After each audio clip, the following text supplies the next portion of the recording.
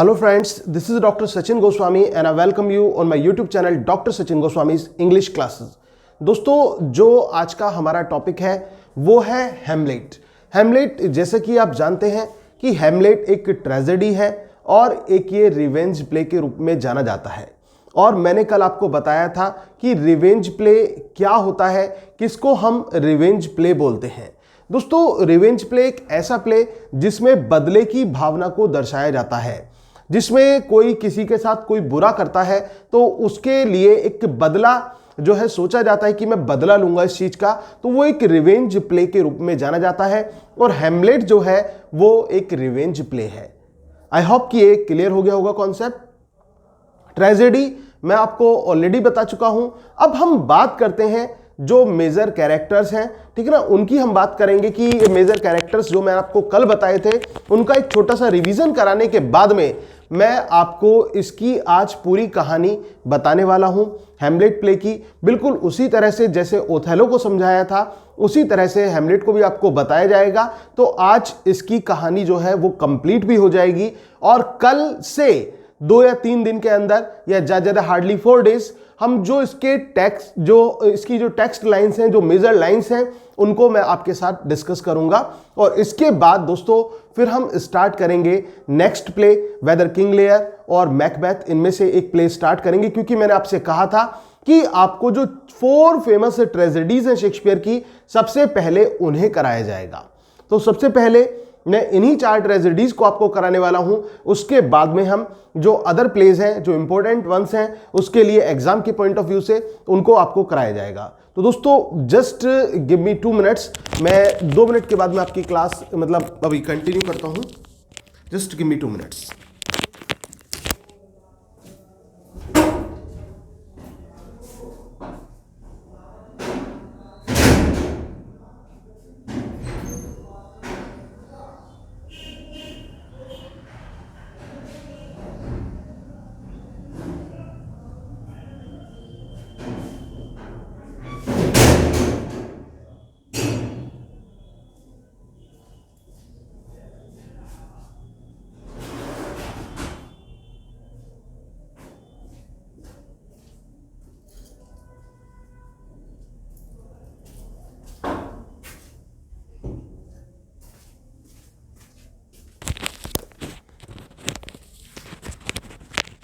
So guys start करते हैं आपका ये जो प्ले है हैमलेट को स्टार्ट करते हैं। हैमलेट जैसे कि मैंने आपको बताया, हैमलेट एक ट्रेजेडी है और ट्रेजेडी के भी जनरल में हम देखें तो ये हमारी रिवेंज प्ले आता है। जो हैमलेट है ये एक रिवेंज प्ले है और रिवेंज प्ले आपको बताया जा चुका है कि क्या होता है।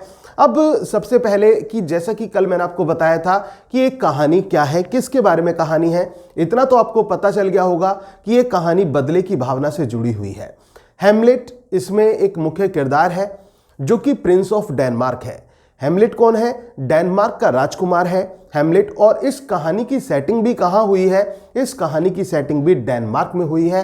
किंग हैमलेट के फादर हैं जो इस प्ले में जीवित ना होकर भी बहुत इंपॉर्टेंट रोल प्ले करते हैं, क्योंकि उनका जो घोस्ट है, उनका जो भूत है, वो इस प्ले में दिखाई पड़ता है।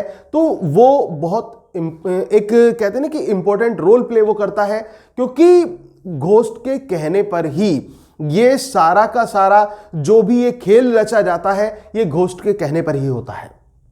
तो घोस्ट जीवित ना होकर भी बहुत बड़ा रोल प्ले करता है, बिल्कुल उस तरह से जैसे कि आप जूलियस सीजर में देखेंगे। जूलियस सीजर में भी सीजर मरने के बाद में अपनी छाप छोड़ जाता है। इसी प्रकार से यहां पर भी आपको यही कॉन्सेप्ट देखने को मिलेगा जो प्ले हैमलेट है। इसमें हैमलेट के जो चाचा हैं जिनका नाम है क्लॉडियस, हैमलेट के फादर को मार के, वो प्रिंस हैमलेट के फादर यानी कि किंग हैमलेट को मार के खुद राजा की गद्दी पर बैठ जाते हैं। और इतना ही नहीं, हैमलेट की मदर यानी कि किंग हैमलेट की जो वाइफ थी गर्ट्यूड, उनसे वो शादी भी कर लेते हैं। तो अब बात यही आती है कि जो हैमलेट के फादर का घोस्ट है वो हैमलेट को यहां पर वार्न करेगा कि तुम्हें बदला लेना है बेटा, तुम्हें मेरी मौत का बदला लेना है। तो दोस्तों इनके किरदारों की हम बात करेंगे, लेकिन उससे पहले एक आउटलाइन मैं आपको बता देता हूं। The play Hamlet is a tragedy and it is considered the longest play of Shakespeare, having 30,557 words.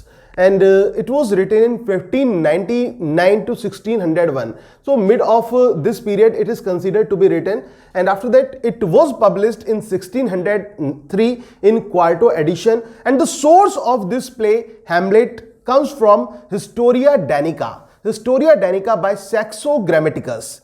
Historia Danica by Saxo Grammaticus. And the major tale, the tale from this source, or whether from this collection, is the Legend of Hamlet. Gesta Danorum, it stands for the full history of Denmark. So it is the work Gesta Danorum, or we can call Historia Danica. So it is a kind of collection, and from this collection there is a story Legend of Hamlet. So this is also this is also considered the source of the play Hamlet. So this one, whether comes Historia Danica or comes Legend of Hamlet or Gesta Danorama, the same one and same thing. The setting of the play is in Denmark. So I hope कि इतना तो आपके clear हो चुका होगा कि play जो है it is considered, Hamlet play is considered the longest play of Shakespeare, having 30,557 words. It was written between 1599 to 1601, published in 1603. Sources Historia Danica, Gesta Danorum by Saxo Grammaticus, and the story is, the tale is Legend of Hamlet, and the setting is in Denmark. कि इतना आपके clear हो गया होगा दोस्तों। इसके बाद हम बात करते हैं इसके कैरेक्टर्स। मैंने आपको बताए थे कि इसमें सबसे पहले हम बात करेंगे हैमलेट की, जो कि किंग हैमलेट है। किंग हैमलेट इस प्ले में जीवित नहीं है, बट उनका जो घोस्ट है वो अपीयर होता है, उनका घोस्ट दिखाई पड़ता है। और फिर है प्रिंस हैमलेट, ये किंग हैमलेट के बेटे हैं। जो प्रिंस हैमलेट है कौन है? किंग हैमलेट के बेटे हैं प्रिंस हैमलेट। और इतना ही नहीं, वो ओफिलिया के लवर भी हैं। प्रिंस हैमलेट ओफिलिया का लवर है और किंग हैमलेट और गर्ट्रूड का बेटा है। इसके अलावा फिर आते हैं क्लॉडियस। ये क्लॉडियस कौन है? ये क्लॉडियस है जो present current king of Denmark हम इन्हें कह सकते हैं, और इसके साथ साथ किंग हैमलेट के ब्रदर हैं और प्रिंस हैमलेट के चाचा हैं क्लॉडियस, और गर्ट्रूड का हस्बैंड है क्लॉडियस। क्योंकि रिश्ते कई बनते हैं, तो उस तरह से मैंने आपको बताया किसी भी रूप में आ जाए तो आपका आंसर सही होना चाहिए, क्योंकि कैरेक्टर से जुड़े हुए क्वेश्चंस एग्जाम में अक्सर आ जाते हैं। इसके बाद दोस्तों गर्ट्रूड की बात हम करें तो गर्ट्रूड क्वीन ऑफ डेनमार्क है। चाहे वो उस समय हो जब राजा हैमलेट, जो किंग हैमलेट थे, ठीक है ना, उनसे उनकी शादी हुई थी, उनकी वाइफ थी, या फिर वो उस समय हो जब क्लॉडियस से उन्होंने शादी कर ली थी after the death of, rather मैं ये कहूँगा कि after the killing of king Hamlet, तो उन्होंने उससे शादी कर ली थी। इसके बाद दोस्तों इसमें नेक्स्ट कैरेक्टर हमारे बीच में देखने को मिलता है होरेशियो। होरेशियो जो है ये बहुत इंपॉर्टेंट कैरेक्टर हमें दिखाई पड़ता है, क्योंकि होरेशियो जब हम देखते हैं कि बर्नाल्डो, फ्रांसिस्को और मार्सेलस आपस में बातें कर रहे होते हैं और वो भूत को लेकर बातें कर रहे होते हैं, तो वो सोचते हैं कि इस बात को वो, क्योंकि उन्होंने राजा का भूत देखा था, वो ये सोचते हैं कि इस बात को हैमलेट को भी बताया जाए। और लेकिन हैमलेट को बताने से पहले उन्होंने इस बात को किसे बताया? होरेशियो को बताया, क्योंकि हैमलेट तो उस समय वहाँ पर प्रेजेंट नहीं था। और तो होरेशियो को ये बात बताई जाती है। होरेशियो को जब ये बात बताई गई, ठीक है ना, होरेशियो को ये बात बताई गई, तो होरेशियो इस बात का घोस्ट का विटनेस बन जाता है और ये बात वो हैमलेट को विश्वास दिलाएगा। और इसके साथ साथ जब हैमलेट मृत्यु के कगार पर होता है, या फिर हम ये कहें कि वो मृत्यु सैया पर लेटा हुआ है, और उस समय जो हैमलेट है, ठीक है ना, हैमलेट अपना जो भी अधिकार है, अपनी जो उत्तराधिकारी है, वो सब कुछ अपने दोस्त होरेशियो को दे देता है। वो गाना सुना होगा दोस्तों आपने, ये दोस्ती हम नहीं छोड़ेंगे। तो वही चीज़ है कि मरते दम तक भी जो होरेशियो है ना, वो हैमलेट है, वो होरेशियो के साथ अपनी दोस्ती को निभाता है। तो होरेशियो का कैरेक्टर भी अपने आप में बहुत ज़्यादा इंपॉर्टेंट कैरेक्टर है। इसके बाद दोस्तों हम बात करते हैं पोलोनियस की। पोलोनियस कौन है? पोलोनियस काउंसलर है किंग का, और इसके अलावा लॉर्ड चैम्बरलेन है पोलोनियस। और इस कहानी की जो हीरोइन है ऑफिलिया, ऑफिलिया के फादर हैं पोलोनियस। कौन है पोलोनियस? पोलोनियस लॉर्ड चैम्बरलेन आ जाए तो भी सही है, काउंसलर टू द किंग आ जाए तो भी सही है, ऑफिलिया के फादर आ जाए तो भी सही है। तो पोलोनियस ऑफिलिया के फादर हैं। इसके बाद ओफिलिया कौन है? पता ही चल गया होगा आपको कि ओफिलिया पोलोनियस की बेटी है। ओफिलिया कौन है? ओफिलिया पोलोनियस की बेटी है। और इसके साथ साथ ओफिलिया जो है, एक तरफ तो पोलोनियस की बेटी है, दूसरी तरफ हैमलेट की प्रेमिका है। हैमलेट को बेइंतहा प्यार करने वाली ये लड़की है ओफिलिया, जो बहुत ज्यादा प्यार करती है। और जबकि लेटिस ये भी सजेस्ट करता है ओफिलिया को कि वो इससे दूर रहे, हैमलेट से दूर रहे। लेकिन कहते हैं ना कि प्यार पर किसका वश चलता है, तो ओफिलिया वो किरदार है जो अपने आप में एक महत्वपूर्ण रोल प्ले करती है इस प्ले में। इसके बाद दोस्तों हम बात करते हैं लेटिस की। लेटिस कौन है? लेटिस ओफिलिया का भाई है। लेटिस कौन है? लेटिस ओफिलिया का भाई है और पोलोनियस का बेटा है। लेटिस ओफिलिया का भाई है और पोलोनियस का बेटा है। ये कैरेक्टर्स की लिस्ट मैंने कल आपको सेंड कर दी थी। आई होप कि आपने वीडियो देखने के बाद में साथ साथ में उसको पढ़ा भी हो, तो उससे आपके कैरेक्टर्स और ज़्यादा स्ट्रांग हो जाएंगे। मैं तो बल्कि ये कहता हूँ कि वीडियो को ही आप 2-3 बार अच्छी तरह सुन लेंगे तो भी आपके कैरेक्टर्स अच्छी तरह तैयार हो जाएंगे। इसके बाद आते हैं वोल्टिनेंट एंड कॉर्नेलियस। वोल्टिनेंट और कॉर्नेलियस कौन है दोस्तों? ये कॉर्टियर्स हैं, ये दरबारी हैं जो वोल्टिनेंट है और कॉर्नियर्स है। इसके अलावा रोसेनक्रेंट्स और गिल्डस्टर्न। रोसेनक्रेंट्स और गिल्डस्टर्न्स कौन है? रोसेनक्रेंट्स और गिल्डस्टर्न्स हैं ये हैमलेट के दोस्त हैं। दोस्तों जब हैमलेट विटनबर्ग में था, जब ये स्टडी कर रहा था विटनबर्ग में, तो उस समय उनके ये दोस्त थे, रोसेनक्रेंट्स और गिल्डस्टर्न दोस्त थे। और जब हैमलेट की ये हालत ऐसी हो जाती है, मतलब वो पागलपने की सी एक्टिंग करने लगता है, तो पागल सा रिएक्ट करने लगता है, तो क्लॉडियस को लगता है कि इसको चीज़ को कैसे जाने कि हैमलेट को आखिर हुआ क्या है और दोस्तों से अच्छा कौन जान सकता है। तो यहाँ पर रोसेनक्रेंट्स और गिल्डस्टर्न को जब इन्वाइट किया जाता है इस बात के लिए कि वो उसकी हालत का पता लगाएं, तो वहाँ पर इनका रोल देखने को मिलता है रोसेनक्रेंट्स और गिल्डस्टर्न का। और दोस्तों इसके बाद हम बात करते हैं ऑसरिक की। ऑसरिक कौन है? ऑसरिक एक कॉर्टियर है। ऑसरिक कौन है? ऑसरिक इसमें एक कॉर्टियर, एक दरबारी आता है। मार्सेलस एक ऑफिसर है। मार्सेलस कौन है? ऑफिसर है। बर्नार्डो भी ऑफिसर है। बर्नार्डो ऑफिसर है। फ्रांसिस्को एक सोल्जर है, ठीक है ना। मार्सेलस ऑफिसर है, बर्नार्डो ऑफिसर है और फ्रांसिस्को कौन है? फ्रांसिस्को एक सोल्जर है। और रेनाल्डो कौन है? रेनाल्डो, जैसे कि कल ही मैंने आपको बताया था कि रेनोल्ड पेन से आप याद रख लेना, रेनाल्डो पोलोनियस का सर्वेंट है। रेनाल्डो कौन है? रेनाल्डो पोलोनियस का सर्वेंट है। इसके अलावा दोस्तों 14 ब्रास है। 14 ब्रास का भी रोल इंपॉर्टेंट है, क्योंकि यहां पर छोटा सा है लेकिन महत्वपूर्ण है। 14 ब्रास जो किंग 14 ब्रास थे उनका बेटा है ये, और प्रिंस ऑफ नॉर्वे है। नॉर्वे के जो राजा हुआ करते थे वो थे 14 ब्रास, और उनकी हत्या कर दी गई थी, उनको मार गिराया गया था। किसके द्वारा? किंग हैमलेट के द्वारा मार गिराया गया था। तो ये उन्हीं का बेटा है, राजकुमार 14 ब्रास, ठीक है ना, प्रिंस ऑफ नॉर्वे। ये नॉर्वे का प्रिंस है और ग्रेव डिगर्स हैं इसमें। तो दोस्तों ये कैरेक्टर्स हमें देखने को मिलते हैं इस प्ले में, हैमलेट में। और हैमलेट जो कि आप जानते हैं कि हैमलेट कैसा प्ले है? हैमलेट हमारा एक रिवेंज प्ले है, रिवेंज ट्रेजेडी है हैमलेट। तो उस प्ले की अब हम बात करेंगे। ये जो प्ले है हैमलेट हमारा, दोस्तों ये हैमलेट प्ले की पहले एक मेन चीज़ आपको मालूम होनी चाहिए कि कॉन्वर्सेशन जहाँ से स्टार्ट हुआ वो तो मैं आपको बताऊंगा ही, लेकिन उसके साथ साथ आपको मेन बात इसकी पृष्ठभूमि पता होनी चाहिए कि क्यों ये प्ले होता है, कारण क्या है।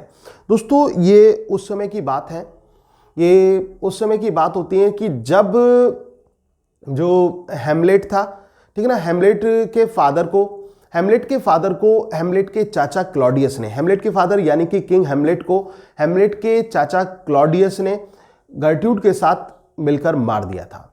और मारा भी कैसे था? ये उनको जो मारा गया था वो जहर के द्वारा मारा गया था, पॉइजन के द्वारा। लेकिन ये सारे में ये बात फैला दी गई कि उसको सांप ने काटा है।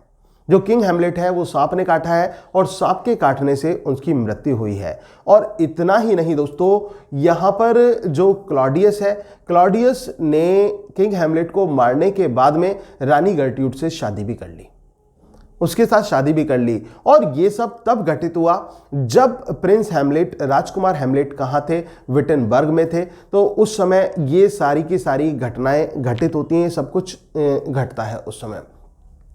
अब ये जो स्टार्टिंग है प्ले की वो किससे होती है? Bernardo, Francisco and Marcellus. Bernardo, Francisco और मार्सेलस, इनके कैरेक्टर से जो है, इनके कैरेक्टर से इसकी स्टार्टिंग होती है। स्पेशली बर्नाल्डो और फ्रांसिस्को जो है वो स्टार्टिंग में ओपनिंग एक्ट यानी कि एक्ट फर्स्ट, सीन फर्स्ट में हमें दिखाई पड़ते हैं। कौन कौन? बर्नाल्डो और फ्रांसिस्को हमें वहां पर दिखाई पड़ते हैं जो कि बातें कर रहे होते हैं। अब ये बातें किस बारे में कर रहे होते हैं? ये बातें कर रहे होते हैं घोस्ट के बारे में, एक भूत के बारे में। उन्होंने एक भूत देखा था और कहां देखा था? एल्सीनोर कैसल पर। इसको ध्यान रख लेना दोस्तों, ये क्वेश्चन आ जाता है। डेनमार्क में एल्सीनोर कैसल है। डेनमार्क के एल्सीनोर कैसल पर उन्होंने एक घोस्ट को देखा था। किसने घोस्ट को देखा था? यहां पर बर्नाल्डो और फ्रांसिस्को ने एक घोस्ट को देखा। ठीक है, बर्नार्डो ने और फ्रांसिस्को ने किसको देखा? एक घोस्ट के बारे में बातें कर रहे हैं। और इसमें जब उन्होंने उस भूत को देखा था, ये तीन किरदार हैं हमारे, बर्नाल्डो, फ्रांसिस्को और मार्सेलस, जो कि आपस में इस चीज को लेकर बातें कर रहे हैं। और वो ये भी कहते हैं कि ये जो भूत है ये रिजेंबल करता है राजा को। कहने का मतलब किंग हेमलेट को। भूत किसकी तरह दिखाई पड़ता है? किंग हेमलेट की तरह दिखाई पड़ता है, यानी कि हेमलेट के जो फादर रहे किंग हेमलेट, उनकी तरह ये भूत दिखाई पड़ता है। भूत किसकी शक्ल पर है? भूत है राजा हेमलेट की शक्ल पर। तो उन्होंने उसको देखा, भूत ऐसा लग रहा था जैसे पेल सा पड़ा हुआ हो, बहुत ग्रसित लग रहा था और बहुत दुखी वो भूत दिखाई पड़ रहा था। अब जब ये सब कुछ होता है तो यहां पर जो ये ऑफिसर्स और सोल्जर्स हैं ये सोचते हैं कि भाई इस बात को हम हेमलेट तक पहुंचाएं। और हेमलेट तक पहुंचाने के लिए साधन क्या था? जैसे कि मैंने आपको बताया था, होरेशियो। होरेशियो जो कि हेमलेट का एक पक्का मित्र है, बहुत अच्छा साथी है होरेशियो हेमलेट का। तो होरेशियो को इस बात को बताया जाता है, होरेशियो को सूचना दी जाती है इस घोस्ट के बारे में कि भाई हमने एक भूत देखा है और ये जो भूत है ये किसी और का नहीं, ये किसका भूत है? ये हेमलेट के फादर का भूत है। अब होरेशियो इस बात को लेकर सरप्राइज हो जाता है कि भाई ऐसे कैसे पॉसिबल है, मैं भी इस चीज को देखना चाहता हूं। तो होरेशियो भी उस बात पर जब यकीन नहीं करता तो वो उसकी आंखों से, मतलब अपनी आंखों से उस चीज को देखना चाहता है। And Horatio became witness of this ghost. और होरेशियो जो है वो इस घोस्ट का विटनेस बनता है, वो इस घोस्ट का गवाह बनता है जो होरेशियो है।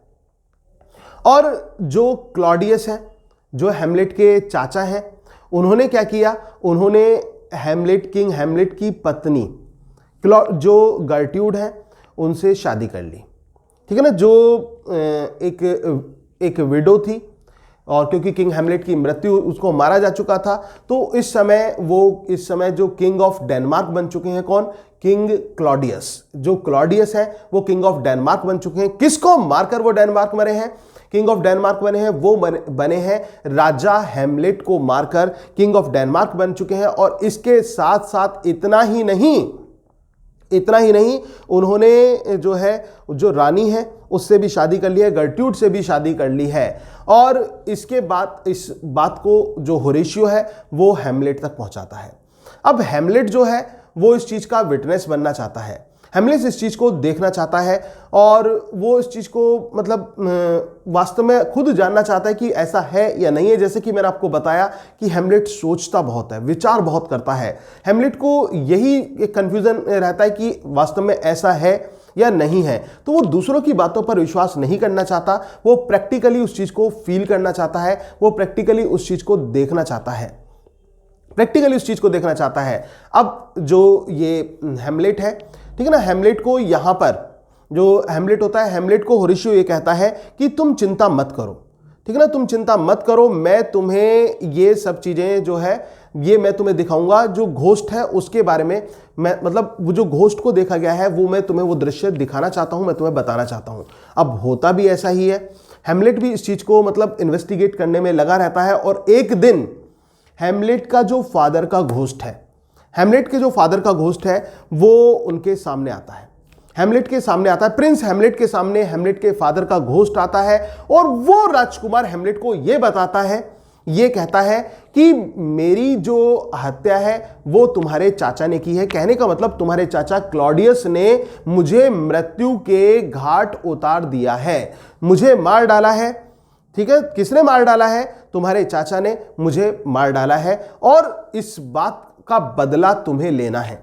और स्पेशली वो घोस्ट ये भी बताता है कि बेटा हेमलेट, मेरी जो मृत्यु है वो किसी सांप के काटने से नहीं हुई, बल्कि मेरी मृत्यु का कारण तुम्हारी मां और तुम्हारे चाचा हैं। उन्होंने मुझे मार दिया था, उन्होंने मुझे मार दिया था।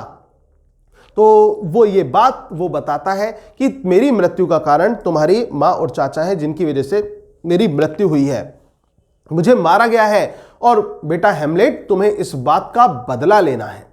जो घोस्ट है वो ये कहता है हैमलेट को कि वो इस बात का बदला ले और उसको रिवेंज लेना है, मृत्यु का बदला लेना है। और साथ ही साथ घोस्ट जो है, जो भूत है, जो हमें वो भूत दिखाई पड़ता है, वो घोस्ट हैमलेट से ये वादा जरूर ले लेता है। वो ये जरूर कह देता है कि बेटा तुम्हें क्लॉडियस को तो मारना है, अपने चाचा को तो बिल्कुल मारना होगा, लेकिन अपनी मां को कुछ मत कहना। वो ये बात कहता है कि अपने चाचा की तो तुम्हें हत्या करनी होगी, उनको तो मारना होगा क्योंकि उन्होंने तुम्हारे पिता की हत्या की है, लेकिन अपनी मां को कुछ ना कहना। अब यहां पर हमें यह चीज ये दर्शाती है कि किंग हैमलेट जो अपनी पत्नी गर्ट्यूड से कितना प्यार करते थे, और वो उनकी मतलब जो एक अनफेथफुलनेस रहा, उसके बावजूद भी वो ये कह रहे हैं अपने बेटे प्रिंस हैमलेट से कि बेटा अपनी मां को कुछ मत कहना। और इस बात का हमें एक इंप्रेशन देखने को भी मिलेगा जब गर्ट्यूड की बारी आएगी मारने की, तो उस समय गर्ट्यूड क्या बोलती है और हैमलेट क्या कहता है, वो सारी चीजें भी हमें देखने को मिलेंगी। तो वो आगे मैं बताता जा रहा हूं इस कहानी को, तो ध्यान से बस आप सुनते रहिए। और उम्मीद है कि इतनी कहानी तो आपको समझ में आ ही गई होगी, इतना तो आपको समझ में आ गया होगा। तो जब हैमलेट ने खुद उस घोस्ट को एक्सपीरियंस किया, तो अब हैमलेट को लगा कि भाई ये जो चीज हुई है इस पर मैं विश्वास करूं या ना करूं। अब बहुत कुछ हैमलेट सोचता है। हैमलेट ये सोचता है कि ये सुपरनेचुरल एक मशीनरी है, सुपरनेचुरल एक एलिमेंट है, और क्या मुझे ऐसे अंधविश्वास पर विश्वास करना चाहिए, क्या मुझे इन चीज़ों को मानना चाहिए। और दूसरी तरफ उसको ये लगता है कि अगर मैंने यहाँ पर मैंने बदला लिया, किससे बदला लिया, क्लॉडियस से बदला लिया, अगर मैंने क्लॉडियस से बदला लिया, क्लॉडियस को मार दिया घोस्ट के कहने पर, तो मेरी मां तो विधवा हो जाएगी। क्या मुझे अपनी मां को विधवा कर देना चाहिए? तो फिर वो बहुत सोचता है इसके बारे में। फिर वो सोचता है कि लेकिन मां को तो पहले से ही अनुभव है, वो तो पहले भी हो चुकी है ना। तो उसको लगता है कि जब मां खुद ऐसा कर सकती है, वो अपने पति को खुद मार सकती है, तो मैं क्यों नहीं उसके पति को मार सकता, मैं भी तो मार सकता हूं। बहुत कुछ सोचता है हैमलेट बेचारा, बहुत ज्यादा विचार करता है कि करूं या ना करूं, to be and not to be, this is the question. ये सबसे बड़ी बात होती है इस प्ले में। और दोस्तों ये क्वेश्चन अक्सर एग्जाम में आता भी है, टू बी और नॉट टू बी वाला फैक्ट भी आता है। तो बहुत कुछ वो सोचता है, अपने बारे में भी सोचता है, इवन उसके मन में ख्याल तो खुद आत्महत्या तक के भी आते हैं, और वो इसी बात को सोचता रहता है, टू बी और नॉट टू बी उसके मन में चलता ही रहता है। तो ऐसा हैमलेट का कैरेक्टर हमें दिखाई पड़ता है इस प्ले में। अब वो ये सोचता है कि अगर जो मैंने मार दिया चलो, तो फिर इस डेनमार्क को कौन संभालेगा, किंग कौन बनेगा। फिर वो सोचता है कि मैं तो अभी शायद इस योग्य नहीं हूं कि मैं राजा बन पाऊंगा। लेकिन दूसरी तरफ लगता है, फिर सोचता है कि क्लॉडियस ही क्या इस योग्य है कि वो राजा बनने के लायक है, जो व्यक्ति इतना बुरा है क्या वो बन सकता है। बहुत कुछ सोचता है, बहुत कुछ जो मन में चलता है, बहुत पॉजिटिव और नेगेटिव चीजें उसके मन में चलती हैं। बहुत स्लो कैरेक्टर है जो हमारा हैमलेट हमें यहां पर दिखाई पड़ता है।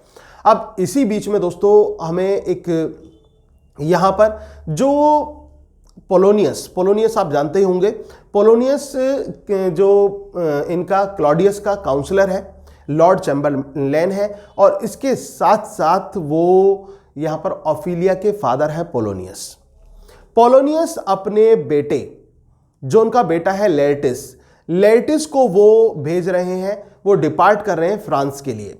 लेटिस कहां जा रहा है, लेटिस फ्रांस जा रहा है। तो लेटिस फ्रांस जाते हुए, क्योंकि वो देखता है कि उसकी जो बहन है ऑफिलिया, वो आजकल हैमलेट के आगे पीछे बहुत ज्यादा घूम रही है, और उसके मन में हैमलेट के प्रति कुछ भावनाएं जागृत हो रही हैं, ऐसा उसको फील होता है लेटिस को। वो अपनी बहन के बारे में ये चीज जानता है और उसको ये चीज अच्छी नहीं लगती, क्योंकि वो हैमलेट को पसंद नहीं करता। तो लेटिस फ्रांस जाते हुए, ये भी ध्यान रख लेना दोस्तों कि लेटिस कहां जा रहा था, तो your answer will be Lettice was going to France. कहां जा रहा था लेटिस? लेटिस फ्रांस जा रहा था। तो फ्रांस जाते हुए लेटिस जो है वो अपनी बहन को ये वार्निंग देकर जाता है, वो ये वार्निंग देकर जाता है कि वो हैमलेट के बारे में जरा सा भी विचार ना करे, ठीक है ना। और जो उसका एक अटेंशन आ रहा है हैमलेट के प्रति, जो उसका एक प्रेम आ रहा है, उसको वो पूरी तरह से इग्नोर करे और उससे वो कहीं भी मतलब उसके बारे में ना सोचे, केवल और केवल वो खुद के बारे में सोचे, ठीक है ना। तो वो केवल उसको ये सलाह दे देता है कि जो ओफिलिया है वो हैमलेट के बारे में बिल्कुल भी ना सोचे। और कब? जब वो फ्रांस जा रहा होता है, उस समय ये बात वो ये कहता है। दोस्तों अभी मैं आपको एक्ट फर्स्ट की ही कहानी ये सुना रहा हूं, एक्ट फर्स्ट का ही मैं आपको ये दृश्य बता रहा हूं। तो ये सब कुछ यहां पर होता है। अब इसके बाद जो घोस्ट है, घोस्ट का मैंने आपको बताया ही कि घोस्ट बिल्कुल उसको हैमलेट को बिल्कुल वार्न कर देता है कि बेटा तुम्हें अपनी माँ को नहीं मारना है और कुछ नहीं कहना है, वो सारी बातें ये इसमें हो जाती हैं। अब इसके बाद दोस्तों हम बात करते हैं कि जो हैमलेट है, हैमलेट भी किससे प्यार करता है? हैमलेट भी ओफिलिया से प्यार करता है। हैमलेट किससे प्यार करता है? हैमलेट ओफिलिया से प्यार करता है और ओफिलिया से बहुत ज्यादा प्यार करता है हैमलेट जो है। अब हैमलेट जब ओफिलिया से प्यार करता है तो अब उस समय लेकिन घोस्ट ने ये कहा है कि बेटा तुम्हें मारना है। तो अब हैमलेट के दिमाग में ये चलता है कि मैं कैसे पता लगाऊं कि क्लॉडियस ने ही मेरे फादर की हत्या की है। हो सकता है घोस्ट गलत भी हो, क्योंकि घोस्ट पर मैं विश्वास कैसे करूं, कैसे मैं उसकी बातों को मानूं। तो इस बात को वो जो है हैमलेट जो है वो यहां पर डाइजेस्ट नहीं कर पा रहा है, एक तरह से समझ नहीं पा रहा है कि उसे क्या करना चाहिए।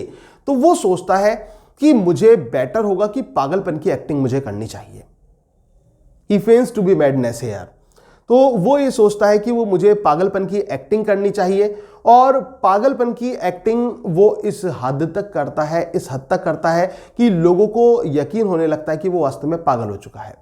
अब पागलपन की एक्टिंग हैमलेट क्यों चुनता है? इसके पीछे भी एक कारण था। पागलपन की एक्टिंग चुनने के पीछे कारण क्या था? पागलपन की एक्टिंग चुनने के पीछे कारण यह था कि जब कोई एक व्यक्ति पागल होता है तो पागल व्यक्ति के सामने हम कुछ भी बातें कर देते हैं। सपोज करो आप मेरे से कुछ कहना चाहते हैं और सामने तीसरा व्यक्ति खड़ा हुआ है और वो बात आप मुझसे पर्सनली कहना चाहते हैं और कुछ प्राइवेट आप कहना चाहते हैं। तो उस समय आप कहेंगे कि ये सर ये व्यक्ति बैठा है यहाँ पर, मैं कैसे बताऊँ उसके बारे में। तो मेरा क्या जवाब होगा? अरे बता दो आप, कोई बात नहीं, ये तो पागल है, इस पर कोई असर नहीं पड़ने वाला, तो ये नहीं सुनने वाला, ये नहीं समझने वाला। तो पागल हैमलेट इस वजह से बनना चाहता है क्योंकि पागल व्यक्ति के सामने कोई भी अपने राज को डिस्क्लोज कर सकता है और हैमलेट को लगता है कि कभी ना कभी ऐसा माहौल तो होगा, ये लोग बातें तो करेंगे, आपस में कुछ इनका डिस्कशन तो होगा और जब इस प्रकार का डिस्कशन होगा तो वो मेरे कानों तक पड़ जाएगा और मुझे जो भूत वाली बात है, जो वो घोस्ट आया है, घोस्ट ने जो बात कही है, मुझे उस बात पर यकीन हो जाएगा। तो उस बात पर यकीन करने के लिए मुझे ये सब कुछ तो करना पड़ेगा। तो मतलब पूरी तरह से कॉन्फ्लिक्ट का शिकार है हैमलेट। और यहां पर फिलहाल हमें जो कॉन्फ्लिक्ट देखने को मिल रहा है दोस्तों, वो है इंटरनल कॉन्फ्लिक्ट। एक आंतरिक द्वंद्व हमें यहां पर हैमलेट के कैरेक्टर में ये आंतरिक द्वंद्व देखने को मिलता है, क्योंकि वो सोचता रहता है कि क्या करूं मैं ऐसी सिचुएशन में। अब वो पूरी तरह से पागल होने लगता है।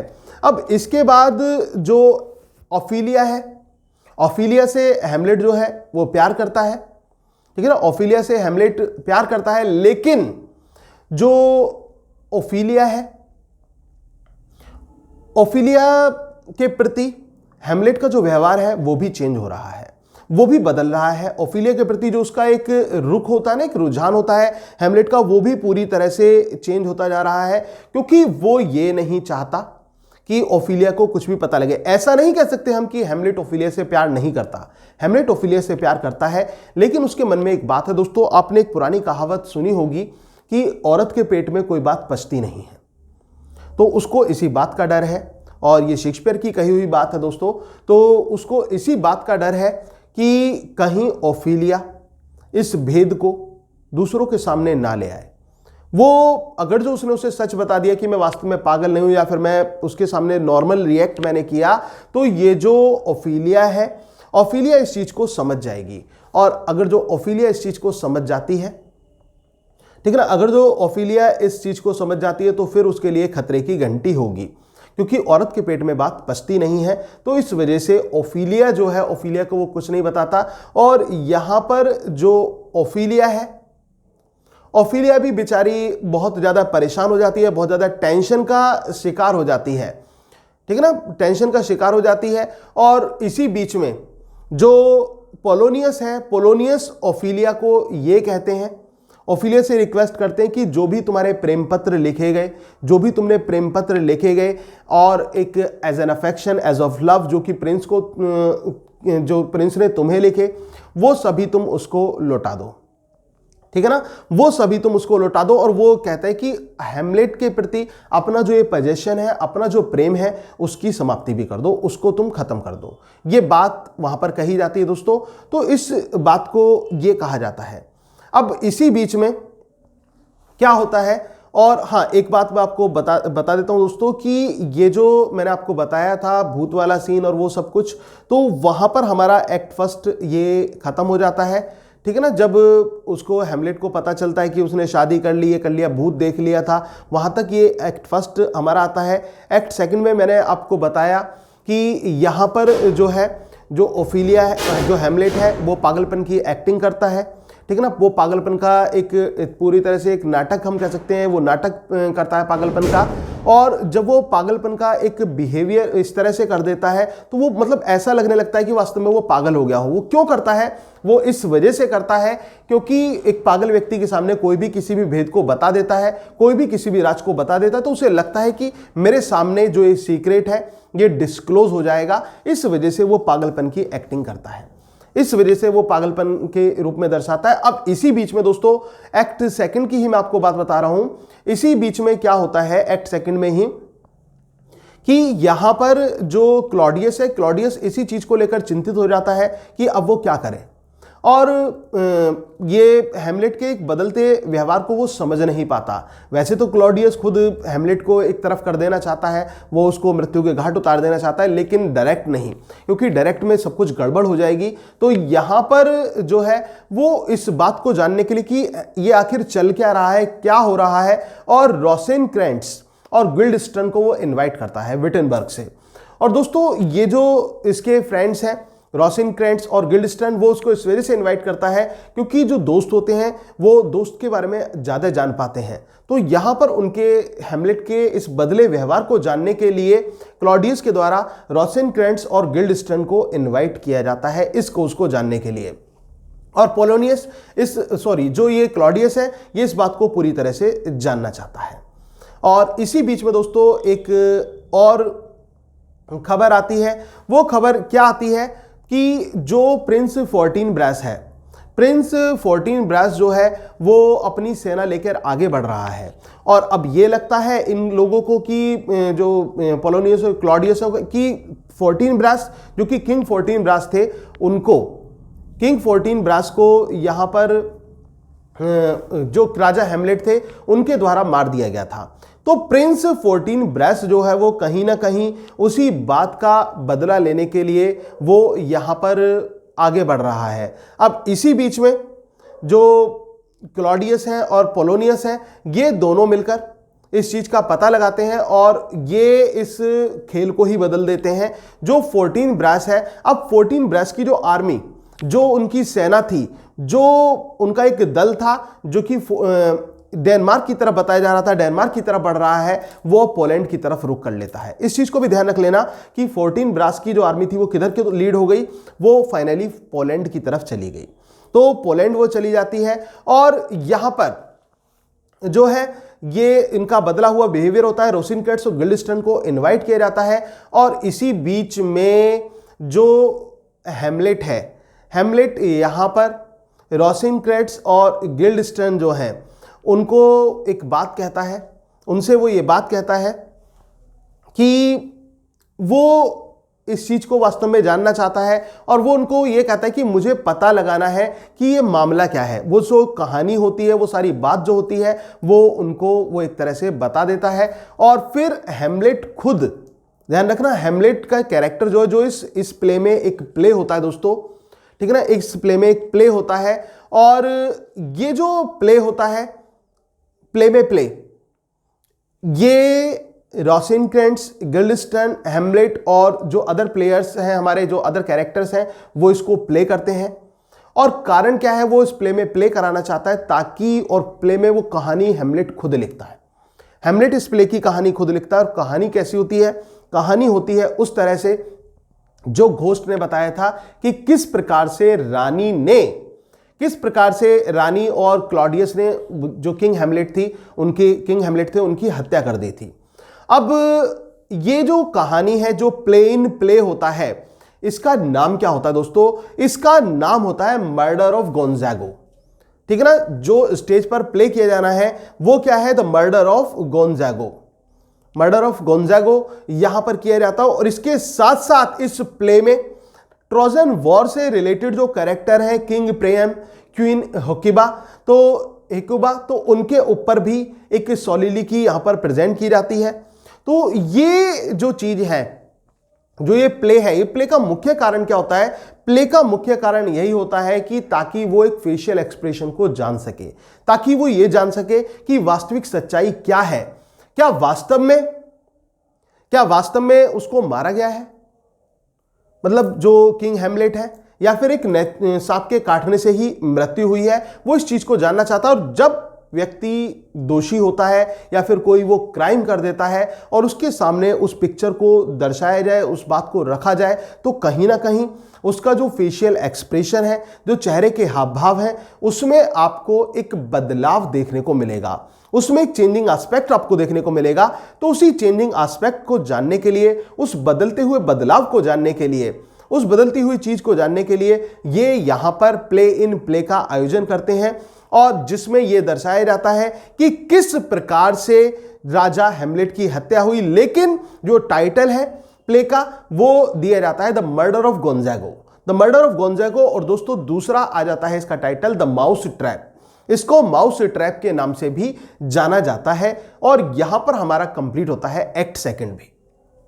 एक्ट सेकंड हमारा यहीं पर कंप्लीट हो जाता है। अब इसके बाद दोस्तों क्या होता है, इसके बाद यहां पर जो ओफिलिया है वो तो परेशान हो ही रही है, बहुत पागल सी हो रही है। ओफिलिया इस रूप में पागल हो जाती है, वो हैमलेट से मिलती भी है। और हैमलेट जो है, हैमलेट के सामने ओफिलिया ये कहती है, हैमलेट से ये कहती है कि हैमलेट क्या कहते हैं कि मैं तुम्हारी ओफिलिया हूं, मैं तुमसे बहुत प्रेम करती हूं, क्या तुम मुझे नहीं पहचानते? तो हैमलेट उससे कहता है कि कौन ओफिलिया, कैसी ओफिलिया? मैं किसी ओफिलिया को नहीं जानता, मैं किसी ओफिलिया को नहीं जानता। और तो ओफिलिया जो है इस बात को सुनकर, इन चीजों को देखकर बहुत ज्यादा, जिसको कहते हैं कि बहुत ज्यादा कंफ्यूज हो जाती है, बहुत ज्यादा एक पागल सी ओफिलिया हो जाती है। और हैमलेट जो है, हैमलेट उसकी बातों को इग्नोर करता है, उनकी चीजों को इग्नोर करता है और वो टू बी और नॉट टू बी के चक्कर में ही लगा हुआ रहता है, उसी कंफ्यूजन में घिरा हुआ रहता है जो हमारा हैमलेट है। अब दोस्तों यहां पर जो प्ले है वो चालू होता है, जो प्ले का आयोजन यहां पर किया जाता है। और जो ये प्ले किया जाता है, प्ले का आयोजन, ये एक्ट सेकंड में इसकी प्लानिंग प्लॉटिंग की गई और एक्ट थर्ड में इसको अंजाम दिया गया, जो कि मैंने आपको बताया द मर्डर ऑफ गोंजागो के नाम से इसको जाना जाता है। पूरा का पूरा दृश्य वहां पर वो दर्शाया जाता है किस प्रकार से राजा को मारा गया था, किस प्रकार से उन्हें गार्डन में लाया गया था, किस प्रकार से जो है वो एक काटने का निशान कराया गया था, और किस प्रकार से, मतलब वो चीज सारी दर्शाई जाती है। इसी बीच में इस दृश्य को देखकर जो है क्लॉडियस है, वो इस दृश्य को देखकर बहुत ज्यादा घबरा जाता है, बहुत ज्यादा परेशान हो जाता है। Excuse me guys.